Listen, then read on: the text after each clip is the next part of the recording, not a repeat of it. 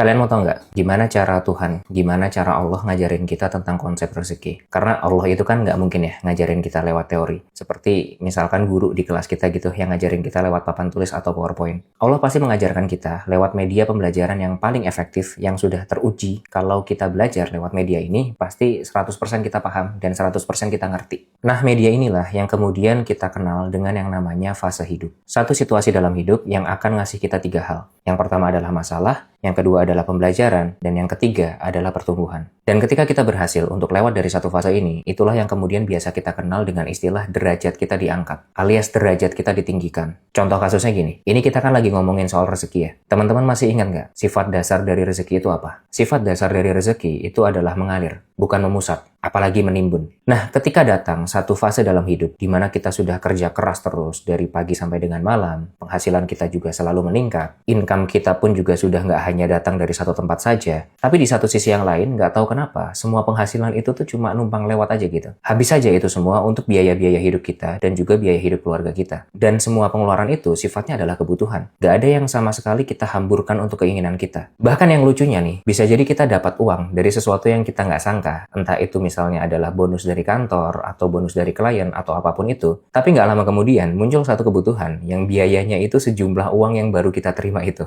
Pernah nggak ngalamin kayak gitu? Jadi nggak tahu kenapa, berapapun yang kita dapatkan, semuanya itu tanpa kita sadari mengalir. Nah, kalau teman-teman pernah mengalami fase seperti ini, inilah fase di mana Tuhan itu lagi ngajarin kita secara langsung mengenai konsep dasar dari rezeki. Bahwa setiap rezeki yang termanifestasi menjadi uang ataupun materi dalam hidup kita, semuanya itu punya tujuan, punya manfaatnya masing-masing. Maka uang yang awalnya kita kira habis sia-sia untuk beli token listrik, nyatanya itu adalah yang menjaga suasana rumah kita agar tetap hangat dan juga membuat kita bisa beribadah serta beraktivitas dengan nyaman di rumah. Uang yang awalnya kita kira habis sia-sia untuk membeli bensin, nyatanya itu adalah yang membuat kendaraan kita menjadi bermanfaat dalam mengantarkan kita untuk mencari nafkah sehari-hari. Dan uang yang awalnya kita kira habis sia-sia untuk beli makan di rumah makan, nyatanya itu membantu rumah makan tersebut untuk membayar gaji karyawannya tepat waktu, bahkan memberikan bonus kepada karyawannya sehingga ekonomi keluarga mereka bisa berputar. Nah, maka teman-teman, nggak perlu mengeluh, nggak perlu menyesal kalau misalkan penghasilan kita itu selalu habis setiap bulannya, asalkan itu mengalir pada hal-hal yang membawa manfaat.